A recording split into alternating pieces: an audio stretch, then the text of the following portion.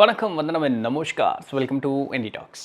இன்னைக்கு என்டி டாக்ஸில் நம்ம என்ன கேட்குறோன்னா, நம்ம நேயர் த கோல்டன் ஏஜ் அப்படின்னு சொல்லிட்டு ஒருத்தங்க ஒரு கேள்வி கேட்குறாங்க. என்னென்னா, நம்மளுடைய புராணங்களில் ஒவ்வொருத்தர் இதுதான் பாவம் இதுதான் புண்ணியம் அப்படின்னு சொல்லியிருக்காங்க. எடுத்துக்காட்டுக்கு வள்ளலார் ஒரு மாதிரி, விவேகானந்தர் ஒரு மாதிரி, வேதம் ஒரு மாதிரி சொல்லியிருக்கு, ஜேர்னி ஆஃப் சோல்ஸ் ஒரு மாதிரி சொல்லுது, யோக வாசிஷ்டம் ஒரு மாதிரி சொல்லுது. இதில் எதைத்தான் கடைபிடிக்கிறது, எதுக்கு தான் இவ்வளோ மாறுபாடு அப்படிங்கிற ஒரு கேள்வியை கேட்குறாரு. பாருங்கள், எதுவுமே மாற்றியெல்லாம் சொல்லலை, எல்லாருமே ஒரே விஷயத்தை தான் சொல்லியிருக்காங்க. நம்ம இப்படி அணுகிறத காட்டிலும் இப்படி அணுகணுன்னா இது எல்லாமே ஒரே மாதிரி தெரியும். நம்ம ஒன்றொன்னா இப்படி கடந்து போயிட்டு இருந்தால் இது எல்லாம் வித்தியாசமாக, அப்புறம் நம்ம கடந்து வந்த பாதையெல்லாம் சிந்திச்சு பார்த்து அதுக்கப்புறம் நம்ம ஒரு முடிவுக்கு வர்றது அப்படிங்கிறது வரலாம், அப்படியும் வர முடியாதுன்னு ஒன்றும் இல்லை. ஆனால் மேலேருந்து பார்த்தோன்னு வச்சுங்க, அது ஈகிள்ஸ் ஐ அப்படின்னு சொல்லுவாங்களே, அது ஈகிள்ஸ் வியூ அப்படின்னு சொல்லுவாங்களே, மேலேருந்து பார்த்தோன்னு வச்சுங்களேன் எல்லாமே ஒரே மாதிரி தான் தெரியும். ஏன் அதை சொல்ல வரேன்னா, பாவம் புண்ணியம் அப்படின்னு சொல்லி நமக்கு ஒரு விளக்கம் தந்திருக்காங்க அப்படின்னு வச்சுக்கோமே.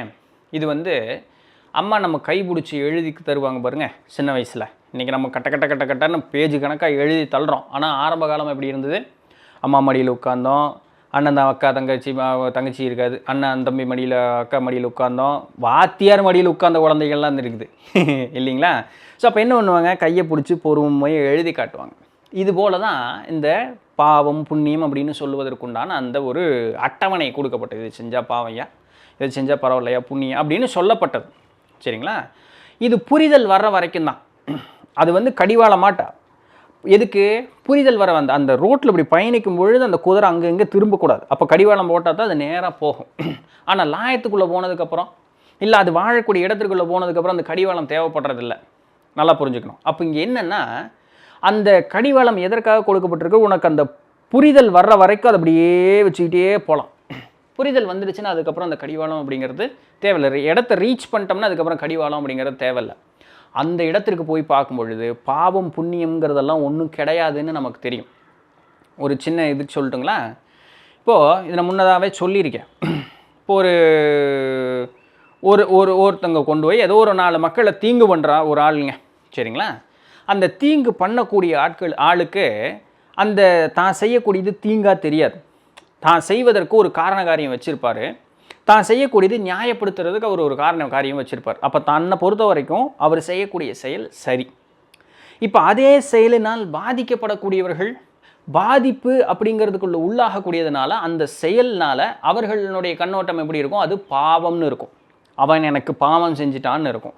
ஆனால் இவரை பொறுத்த வரைக்கும் நான் செஞ்சது நியாயம்தான், நான் இன்ன காரணத்தினால. அப்போ இவரை பொறுத்த வரைக்கும் தான் செஞ்சது நியாயம், புண்ணியமாக செஞ்சு நல்ல காரியம் தானே செஞ்சேன்னு இவருக்கு இருக்கும். செயல் ஒன்று தான், சரிங்களா? ஆனால் அணுகக்கூடிய விதம் இல்லை பார்க்கக்கூடிய கோணத்தை பொறுத்து அந்த ஒரே செயல் 2 வேறு விதமாக பார்க்கப்படுகிறது, அணுகப்படுகிறது. இப்போ இதில் எது பாவம் எது புண்ணியம்? இப்போ இந்த பாவம் புண்ணியம் அப்படிங்கிறது எல்லாமே ஒரு கூட்டம் சேர்ந்து இதெல்லாம் பாவம்னு சொன்னால் இதர மக்கள் ஒப்பு கொண்டாலோ கொள்ளலையோ கூட்டம் பெருசு அப்படிங்கிறனால இவங்க அங்கே சேர்ந்துக்கிறாங்க, அதனால் அதெல்லாம் பாவமாயிருது. இன்னொரு கூட்டம் சேர்ந்து இதெல்லாம் புண்ணியம் அப்படின்னு சொன்னால் அந்த கூட்டம் பெருசுங்கிறதுனால அதெல்லாம் சேர்ந்து அதெல்லாம் புண்ணியம் அப்படின்னு ஆயிடுது. இவ்வளோதான். இப்படி தான் நம்மளுடைய வண்டி அப்படிங்கிறது ஓடிக்கிட்டு இருக்கு. இப்போ புராணங்களில் சொல்லப்பட்டது அப்படின்னு பார்த்தோம்னு வச்சுக்கோங்களேன். ஒரு எடுத்துக்காட்டுக்கு சொல்கிறேன். பிறர் மனை நோக்காதே. இது எல்லா இதுக்கு மதம் எந்த வகையிலும் எதுவுமே தடை இருக்காது. பிறர் மனை நோக்காதே, இது ஒன்றும் பெரிய ஒரு இது இல்லையே. ஏன்னு சொன்னா இல்லையா, இவ்வளோ தானே. ஆண் ஒன்று பொண்ணு ஒன்று அலி ஒன்று, இது 3 பிறப்பு தான். இப்போ இந்த அலின்னு சொல்லக்கூடியவங்க கூட கூடி உறவு வச்சு நம்மளால் அடுத்த இனப்பெருக்கம் அங்கே ஒன்றும் பயன் இல்லை. அதனால அவங்க தன்னிச்சையாக ஒரு வாழ்க்கையை வாழ்ந்துட்டு இருக்காங்க. அப்போது கூடி இன்பம் கூடி இந்த உலக வாழ்வில் இருந்து கூட்டத்தை பெருக்குவதற்கு அப்படிங்கிறதுக்கு 2 பிறப்பு முக்கியமாக மாறுது, ஆண் ஒன்று பொண்ணு ஒன்று. இப்போ எனக்கு அப்படின்னு சொல்லும்போது நான் ஆண் என்னுடைய வம்சத்தை வளர்க்கணும்னு சொன்னால் எனக்கு ஒரு பெண் தேவைப்படுறா. அந்த பெண்ணுக்கு ஒரு சில தேவைகள் அப்படிங்கிறது இருக்குது. நிம்மதியாக இருக்கணும், மகிழ்ச்சியாக இருக்கணும், பாதுகாப்பாக இருக்கணும் அப்படின்ட்டு. அப்போ நான் சத்தியம் செஞ்சு கொடுக்குறேன், நான் உன்னை காலம் முழுசும் நல்லபடியாக பாதுகாப்பாக பார்த்துக்கிறேன், என்னால் இயன்ற வரைக்கும் உனக்கு உண்டான சுகத்தை நான் உனக்கு தர்றேன், சரிங்களா அப்படின்னு சொல்லி அந்த பொண்ணையும் நம்பி வருது. இப்படி தான் 2 பேரும் ஒரு பேசிக்கான ஒரு அண்டர்ஸ்டாண்டிங்கில் ஒரு குடும்பம் அப்படிங்கிறத தொடங்கி ஆரம்பிக்கிறாங்க. வண்டி நல்லா ஓடுது. தன் கணவனை காட்டிலும் அழகுலையும் திறத்திலையும் ஒரு பராக்கிரமத்திலையும் கூடியிருக்கக்கூடிய ஒரு ஆண் வரும்பொழுது இந்த பெண்ணினுடைய மனோநிலை மாறுபடுமா அப்படின்னு கேட்டால் மாறுபடும் அப்படிங்கிறது இயற்கையான குணம். சரிங்களா? ஏன்னா எனக்கு இன்னும் சுகம் நிம்மதியாக இருக்கலாம் அப்படின்னு சொல்லி இது நடந்தால் அந்த குடும்பம் கொலாப்ஸ் ஆகி போயிடும். இந்த ஆண்னு சொல்லக்கூடியவனுடைய அந்த மனோநிலை, அதற்கப்புறம் அவனுடைய வாழ்வியல், அவனுடைய சந்ததி, இது எல்லாமே பாதிக்கப்படும் அந்த ஒரே ஒரு பொண்ணு அந்த மனம் மாறினதுனால. இப்போது இது பொண்ணுகிட்ட மட்டும்தான் அந்த மாற்றம் வருமா அப்படின்னு கேட்டால் அந்த ஆணும் அதற்குண்டான வேலை ஏதாவது ஒன்று செஞ்சுருப்பான், அட்ராக்ட் பண்ணியிருப்பான் இல்லையா? காசு பணத்தை கொண்டோ இல்லை உடல் அழகை கொண்டோ இல்லை அவன் இயற்கையாகவே அங்கே அழகு கொண்டவனாக இருப்பானா இருக்கும். அதனால கூட எல்லாத்தையும் அட்ராக்ட் பண்ணலாம். அவனும் ஒரு கர்த்தாவாக இருப்பான். அதற்காக என்ன எல்லாருமே போத்திக்கிட்டா சுற்ற முடியும்? இல்லை. அப்போது இந்த நிலை வரும்பொழுது தான் அப்போ ஆணுக்கு இந்த இலக்கணத்தோடு நடந்துக்கோ, பெண்ணுக்கு இந்த இலக்கணத்தோடு நடந்துக்கோ, இப்படி இருந்தால் 2 பேரும் சேஃபாக இருக்கலாம். ஐயா, ஒரு பெண்ணுக்கு மீறி திருமணம் செய்து கொள்ளணுமா? செய்து கொள்ளலாம். ஆனால் கன்னி பெண்ணாக பார்த்து கல்யாணம் பண்ணி, ஏன் அவள் இன்னொருத்தங்க கூட பாண்டில் இல்லை, அவள் இன்னொரு அக்ரிமெண்ட்டுக்குள்ளே என்ட்ரு ஆகலை, அப்போ நீ தாராளமாக திருமணம் செய்து கொள்ளலாம். இதுவும் ஒரு கட்டத்தில் மோசமாக போச்சு. ஆம்பளை போகிற பொம்பளை எல்லாம் பூச்சிக்கிட்டே வந்தான். வீட்டில் இருக்கிற அம்மாவுக்கு ஒரே டென்ஷன் இல்லையா? அப்போ அதுக்கு ஒரு மேல்முறை வச்சிருக்கலாம், ஒரு அனுமானத்துக்கு வரும். ஆனால் அந்த அனுமானத்தையும் அலசி பார்த்தீங்கன்னா சரியாக வரும். என்ன பண்ணலாம்? அப்போது அந்த பிரச்சனையாச்சு. அப்போ என்ன சொன்னாங்க? 2ஆம் மனையாளோ 3ஆம் மனையாளோ முன் இருக்கக்கூடிய மனையாளனுடைய ஒப்புதல் வாங்கி உன்னுடைய அடுத்த திருமணங்களை செய் அப்படின்னு சொன்னாங்க. இஸ்லாம் ஒரு இடத்துக்கு மேலே வச்சு 7.5 பொண்டாட்டி கட்டலான்னு அதில் ஒரு இது இருக்குது. அது என்னையா அரை பொண்டாட்டி? ஒரு கைம்பெண்ணை கட்டலாம், விதவை பெண்ணை திருமணம் செய்து கொள்ளலாம் அப்படிங்கிறது அதில் உண்டான நியதி. ஆனால் எத்தனை திருமணம் செய்து கொண்டாலும் அத்தனை பேரையும் ஒரே இடத்துல வச்சு, இங்கே ஒரு வீடு 10 கிலோமீட்டர் தள்ளி ஒரு வீடெல்லாம் கிடையாது, அத்தனை பேரும் ஒரே வீட்டில் இருக்கணும். அத்தனை பேர்த்துக்கும் சரிசமமான ஒரு நிலை தந்து அவர்களை நல்லபடியாக பார்த்துக்கணுங்கிறது ஒரு நியதியாக கொடுக்கப்பட்டது. இப்போது இதெல்லாம் புராணம்னு பார்த்தோம்னு வச்சுங்களேன். புராணம் அது சொல்லிச்சுங்க, புராணம் இது சொல்லிச்சுங்க. இதுக்கு புராணம் உங்களுக்கு ஒரு நல்ல செய்தி தான் சொல்லுது. இதுக்கு தவிர இது புராணம் தான் சொல்லணும்னு அவசியம். இது காமன் சென்ஸுங்க. இது நடந்தால் இது நடக்கும். நமக்கு இன்றைக்கி அறிவு வந்துருச்சு, இதை பேசுகிறோம். ஒரு கட்டத்தில் இதெல்லாம் யோசிக்காமல் எப்படியோ மிருகம் போல் வாழ்ந்த வாழ்க்கை இருந்த மனிதர்களும் உண்டு தானே. அப்படிப்பட்ட மனிதர்கள் இன்றளம் வாழ்ந்து கொண்டு தானே இருக்காங்க. அப்போ அவர்களை எப்படி நெறிப்படுத்துறது? அப்போ இதெல்லாம் சொல்லி வச்சா தான் அவர்கள் நெறி ஆவார்கள் அப்படிங்கிறதுக்காக சொல்லப்படுறது. சரிங்களா? இப்போது இந்த நிலையில் வாழக்கூடியவர்கள் எந்த இதில் வாழ்கிறாங்க? சராசரியான இந்த உலக வாழ்வில் அவங்க இருக்காங்க. காசு பணம் திருடாத, பொய் சொல்லாத, ஏமாத்தாத. ஏன்னு சொல்கிறாங்க? இதெல்லாம் நமக்கு நடந்தால் நம்ம ஒப்புக்கொள்ளுவோமா? மாட்டோம். இல்லை. இப்போ நமக்கு நடந்தால் ஒப்புக்கொள்ள மாட்டோம். அடுத்தவங்களுக்கு நடக்க போகும்போது மட்டும் என்னையே புராணம் இதெல்லாம் சொல்லியிருக்கு, இதில் என்னமோ சேன ஆயந்தாரமோன்னு சொல்லிட்டு அவன் இப்போ அவன் நிறைய இது பண்ணதுனால தான் இப்படி போனான். எங்கே அதேவும் நமக்கு நடந்தால் நம்ம என்னங்க எனக்கு இப்படி நடந்துச்சு, நான்லாம் வாழ்க்கையில் நல்லவனாகவே வாழ்ந்துங்க, நான் நிறைய பேருக்கு கொடுத்தேன், எனக்கு இப்படி நடந்து ஏதோ ஒன்று பேசுவோம். அப்போது அது அந்த வடிவேல் ஜோக்கு மாதிரி தான். ஏன்டா உனக்கு வந்தால் ரத்தம், அடுத்தவனுக்கு வந்தால் தக்காளி சட்னியாங்கிற மாதிரி தான் இல்லைங்களா? ஸோ நியாய தர்மம் இது என்ன சொல்கிறது, பாவம் புண்ணியம் அப்படிங்கிறதெல்லாம் இந்த மக்களுடைய வாழ்வை முடிஞ்ச அளவுக்கு எந்த பிரச்சனையும் இல்லாமல் கொண்டு போகிறதுக்காக கொடுக்கப்பட்ட ஒரு சில நியதிகள், அவ்வளோதான். வாழ்கிறீங்க, நிம்மதியாக வாழ்கிறீங்க, சரிங்களா? உலக வாழ்வு ஒரு நேரத்தில் பொய் அப்படின்னு தெரியுது. ஏன்னா அதற்குண்டான வழிமுறைகளை நமக்கு பெரியவங்க கொடுத்துருக்காங்க. இப்போ இந்த உலக வாழ்வு பொய்ன்னு தெரியும் பொழுது இது கேள்வி கேட்பான் இல்லையா? என்னங்க ராமர் கேட்டார் பார்த்தீங்களா ஒரு புத்தகம் முழுக்க, என்னங்க நான் தான் பார்க்குறேனே, கண்ணு முன்னாடி தான் தொட்டு பார்க்குறேனே, எல்லாமே இருக்குதே, ஆனால் இல்லைன்னு சொல்கிறீங்களே, என்னங்க எனக்கு புரிய மாட்டேங்குதுங்க அப்படின்னா, ஐயா ஏன் உனக்கு இது இருக்குன்னு தெரியுது, ஏன் இது இல்லைன்னு தெரியுது அப்படின்னு விளக்கணும். பற்று, அந்த மும்மலம் அப்படின்னு சொல்லக்கூடிய செய்தி, உணர்வுகள், எண்ணம், மனம், அப்போ இதெல்லாம் என்னென்னு இது வரைக்கும் சராசரியான உலக வாழ்கிறவனுக்கு இதெல்லாம் தேவையில்லை. ஏன் ஒடியா நான் 4 கொண்டாட்டி கல்யாணம் பண்ணி காசு குணத்தோட குழந்தை குட்டி நிம்மதியாக வாழ்கிறேன், ஆமியாமா குட்டியாமா அப்படின்னு போயிட்டே இருப்பான் பாட்டுக்கு. இந்த நிலை மாறக்கூடியவனுக்கு இதெல்லாம் தேவைப்படுது. அப்போ அந்த இடத்திற்கு வரும்பொழுது இவ்வளவு நாள் வாழ்ந்த வாழ்க்கை பொய்ன்னு அவனுக்கு சொல்லணுமே. ஏன்னா அது பொய் தான்.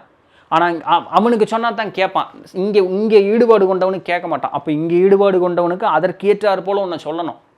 அந்த நிலை மாறி வர்றவனுக்கு உண்மைத்தன்மையை இங்கே விளக்கணும். அப்போ அவனுக்கு ஏற்றாறு போல் அதை சொல்லணும் இல்லைங்களா? அப்போது ஏன் இந்த மாறுபாடு? ஏன்னா இப்போ இங்கே ஒருத்தர் இருக்கான், இங்கே டிரான்சிஷன் பீரியடில் ஒருத்தர் இருப்பானே, இவனை விட்டுறலாமா? நீ வா, வந்ததுக்கப்புறம் சொல்கிறேன்னு விட்டுறலாமா? பாவம் இல்லாமல் அப்போ இவங்க இந்த கடந்து வரும்பொழுது அவனுடைய புரிதலுக்கு ஏற்றாற்போல் அதையும் சொல்லணும். அதனால தான் பக்தி மார்க்கம் வந்தது, யோக மார்க்கம் வந்தது, ஞான மார்க்கம் வந்தது இல்லைங்களா. வீடு பேறு அப்படிங்கிறது 4ஆம் நிலையில் தான் நமக்கு வச்சாங்க இல்லையா. ஸோ அப்போ அதுதான் டிரான்சிஷன். அப்படியே ஒன்றொன்னா கடந்து வரும்பொழுது கடைசியாக அப்போ அந்தந்த இடத்திற்கு சரி என்று சொல்வது போல் அவங்களுக்கு பாடத்தை சொல்லி தந்தாங்க. அப்போ அங்கே கடந்து வரும்பொழுது அவனுக்கு அது சரியாக தெரியும். ஓ சரி சரி சரி அப்போ முன்னாடி இருந்ததெல்லாம் அதா, அப்போ இங்கேருந்து ஓ இதெல்லாம் முன்னாடி தான் அந்த ஓ சொல்கிறான் பாருங்க, அதற்கு அவனுக்கு அங்கே பாடம் இருக்கும். இவங்க இது பார்க்கும்போது வித்தியாசமாக இருக்கும். உங்கடா பைத்தியக்காரனுங்களா, இத்தனை சுகத்தை விட்டு போட்டு இங்கே போய் சாமியார் மாதிரி உட்காந்துருக்கான் பாரு, இங்கே உட்காந்துருக்கவனுக்கு எவனை பார்த்தா பைத்தியக்காரனாட்டு இருக்கும். ஏன் அந்தந்த நிலையில் அது சரி. இப்போ இந்த இத்தனையும் கடந்து வந்ததுனால இந்த 4ஆம் இடத்துல உட்காந்துருக்கவனுக்கு இது 3னுடைய அனுபவமும் இருக்கும். இதன் ஒரே பிறப்பில் நடக்கிறதா? ஒரு காலம் கிடையாது. பல பிறப்புகளாக சேர்த்து வைத்த அனுபவம். ஒரு சிலருக்கு இயற்கையாகவே அவனுக்கு எது மேலேயும் ஈடுபாடு வராது. ஒரு சிலனுக்கு அப்படியே கடந்தே வருவான், எங்கேயாவது பெண்டிங் நிறுத்தியிருப்பான், அது வரைக்கும் அப்படியே கடந்தே வருவான். அதுக்கப்புறம் அவனுக்கு இதுக்கப்புறம் இருக்கக்கூடியது எல்லாமே வெறுத்து போயிடும். இங்கே படிக்கிறது எல்லாமே அவனுக்கு ஞாபகம் வந்துடும். அப்போ இங்கேருந்து அப்படியே கிடப்பாங்க சரிங்களா. அப்போது ஆனால் யோக வாசிஷ்டமும் சொல்லுது, ஒரு சிலர் ஒரே பிறப்பு அந்த முதல் பிறப்பிலேயே முக்தி அடைஞ்சவர்கள் உண்டுன்னு யோகா, அது ரேர் கேசஸ் அப்படின்னு சொல்லக்கூடியது உண்டு. ஸோ அந்த மாதிரியும் உண்டுன்னு பாருங்களேன். அப்போது ஜேர்னி ஆஃப் சோல்ஸ் ஒன்று சொல்லுதுன்னு சொல்கிறீங்க இல்லைங்களா, நம்மளுடைய ஜெயின மதம், அதுக்கப்புறம் ஆசிவக கோட்பாடு. அப்போ அந்த நிறங்களை வைத்து நம்ம அந்த ஆராவனுடைய கலர், சோல்னுடைய கலர் மாறுதுன்னு ஜேர்னி ஆஃப் சோல்ஸில் சொல்கிறோம் இல்லையா. அதே தான் நம்மளுடைய ஆசிவக கோட்பாடு. மக்களி கோசலர் சொன்னதும் அதே தான், ஜெயினர்களுடைய கோட்பாடுகளும் அதே தான். ஸோ இந்த நிலை மாற்றம் மன மாற்றம் ஏற்படும் பொழுது இந்த நிலை மாற்றம் ஏற்பட்டுக்கிட்டே இருக்கு. ஆனால் அதுக்கு நீங்கள் எத்தனை பிறப்பு எடுக்கணும் அதெல்லாம் தேவையில்லை அப்படிங்குது எது நம்மளுடைய சமயம். அதெல்லாம் தேவையில்லை, இவர் அத்தனையும் மாயை, எதுக்கு இந்த நிலை மாற்றமெல்லாம். இப்போ உனக்கு விஷயம் தெரிஞ்சிருச்சுல்ல, பயிற்சி ஒன்று கிளம்பி போயிட்டே இரு, எதுக்கு உனக்கு இந்த நிலை மாற்றம், இந்த ஆறாங்கிற கலருங்கிற அதெல்லாம் தேவையில்லை, அதெல்லாம் வெறும் மாயை உண்மைன்னு சொல்லாத. அதனால் அந்த சமயங்களையே புறந்தள்ளுனாங்க அவங்க. அதெல்லாம் உனக்கு தேவையே இல்லை, இறைங்கிறது ஒன்று தான், அந்த இறையை பிடி, வேலை முடிஞ்சுது. கேட்போமா? கேட்க மாட்டோமே. அதனால அதுவும் வாழ்கிறது, இதுவும் வாழ்கிறது, எதுவுமே இல்லை எல்லாமே பொய்ன்னு சொல்லக்கூடிய நாத்திகமும் வாழ்கிறது சரிங்களா. ஸோ அந்தந்த நிலையில் இருப்பவர்களுக்கு அது சரியாக தோன்றதுனால அந்தந்த இடத்திற்கு அது தேவைப்படுகிறது, அவ்வளோதான். ஸோ இதனால தான் இத்தனை மாற்றங்கள் இருப்பதாக தெரிகிறது. உண்மையிலேயே இது எந்த மாற்றமும் கிடையாது. கடந்து வரும்பொழுது மேலேருந்து பார்த்தீங்கன்னா இது எல்லாமே ஒரே அந்த டிரான்சிஷன் அப்படியே இருந்துக்கிட்டே இருக்கும். எல்லாம் ஒரே விஷயத்தை தான் சொல்லித்தரே. இது இருக்கிற வரைக்கும் இது உண்மைன்னு சொல்லிகிட்டு இருக்கும், கடந்து வந்தேனே இது மாயை. இங்கே இருக்கிற வரைக்கும் இது உண்மைன்னு இருக்கும், கடந்து வந்தேனே இது மாயை. இங்கேருந்து இங்கே போனால் இது இங்கே மாயை. வீடு பேருங்கிறது இறையை அடைய வேண்டும் என்கிறதே ஒரு வேட்கை தான். அப்போ அதுவும் கூட இருக்கக்கூடாதா? அப்போ பேசாமல் இருப்பான். அப்போ அங்கே வச்சா பார்த்தீங்களா ஒரு ட்விஸ்ட்டு. இது யார் வைக்கிறா? இது இயற்கையினுடைய அமைப்பே அந்த மாதிரி தான். ஸோ அதனால் இது வித்தியாசமாக யாரும் சொல்லணும் அப்படிங்கிறது இல்லை, இது இப்படி தான் இருக்குது. இது என்ன காரணம்? மனிதர்களுடைய நிலை அந்த மாதிரி இருக்கிறனால அது அந்த மாதிரி அமைத்து கொடுக்க வேண்டிய ஒரு நிர்பந்தத்திற்கு பெரியவர்கள் ஆளானார்கள் அப்படிங்கிறது அதில் இருக்கக்கூடிய ஒரு இது.